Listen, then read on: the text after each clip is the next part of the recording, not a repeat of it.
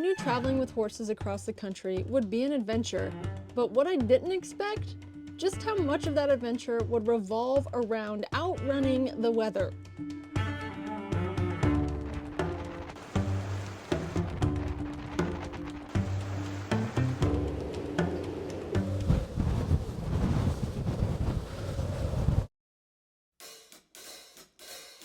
A massive winter storm was sweeping across the East Coast, which meant we had to stay in Florida way longer than planned.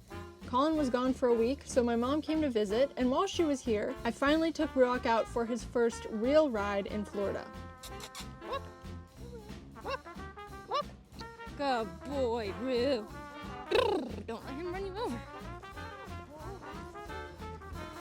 Now, this was just an experience I wanted to get out of the way. He won't get into work anytime soon, but I think it was great for his young baby mind to have the experience. Just when I thought we were finally ready to hit the road, the weather had other plans. I just looked at the weather for this coming week, and we're supposed to be leaving, but it's supposed to get freezing cold, like into Alabama, Louisiana, Texas. Of course, we have to figure this out 2 days before we're supposed to leave.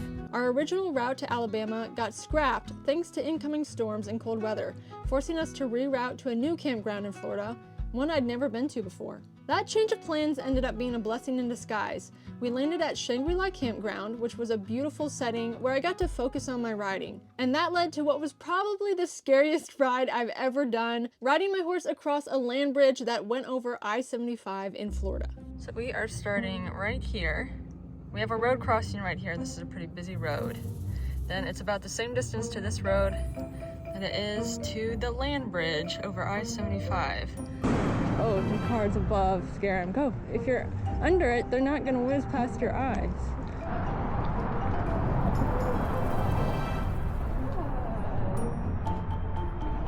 Oh my gosh, I can't believe we did that. Just me, Tucker, 12 miles, and a drop on either side. It was intense. Eventually, things warmed up further up north, and we were back on track heading toward Alabama. This whole trip, I've been very excited to get to Arizona, so our goal was to breeze through Texas. But if you've ever traveled through Texas, you know you don't just breeze through Texas. We had our longest travel day yet, covering nearly 12 hours from historic Blakely State Park in Alabama to Mineola, Texas. We barely made it before dark, and let's just say that was the first and last time we attempted a 12-hour travel day. Because right after that, we had another problem. Sub-freezing temperatures were creeping into Texas, and we needed a plan, and fast. After hours of searching, I found Piney Creek Horse Camp in the Davy Crockett National Forest. It had a small pocket of decent weather, so we made the trek deep into the woods and hunkered down. Here, I'm gonna spray you. You're sweaty. Yeah, it's hot out. You got to be careful.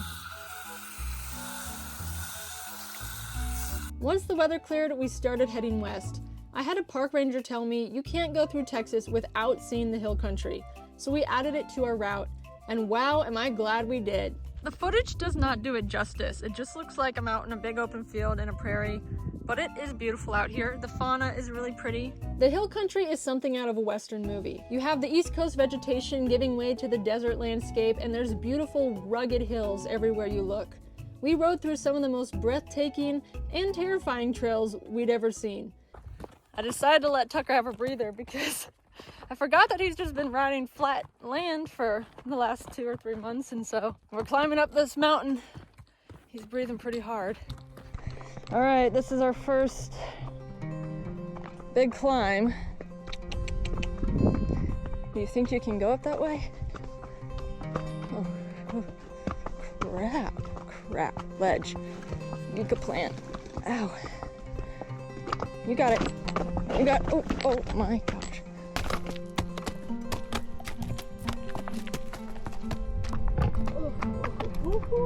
This is not for me. Ledge.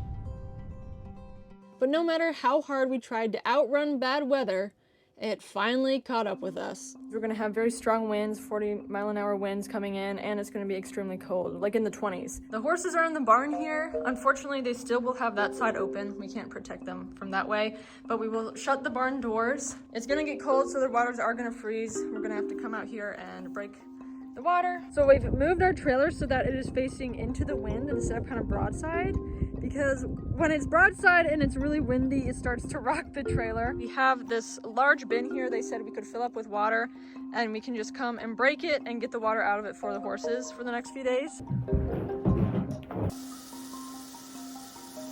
The wind chill is supposed to be like in the teens, and so if we can protect the tanks, temperature-wise, it won't be too bad. It's just the wind chill is what's bad. With our non-winterized trailer, we did our best to prepare as temperatures plummeted to below 0 wind chills for 3 days straight.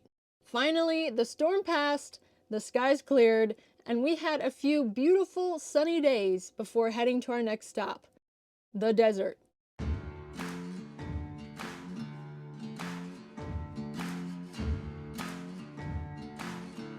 After 4 months in an unusually cold year, stepping into 80-degree weather felt like pure bliss, and it was rejuvenating for the soul. Just as we were about to head to Arizona, another massive storm appeared on the forecast. We have gotten stuck in a windstorm, so I'm gonna hop out here and check on the horses. Oh my gosh. Look at that sand.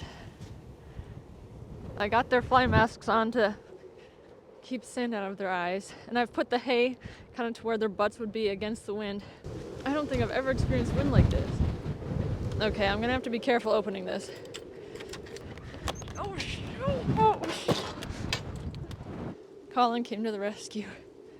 We hooked up the truck just because it kind of weighed down the trailer a little bit more to where the trailer wouldn't be swaying so bad. With 6 months of travel behind us, new locations, and new states ahead, we have no idea what's coming next, but one thing's for sure, this adventure is far from over. Thanks for coming along for the ride, and don't forget to like, subscribe, and stick around for the next chapter of this wild journey.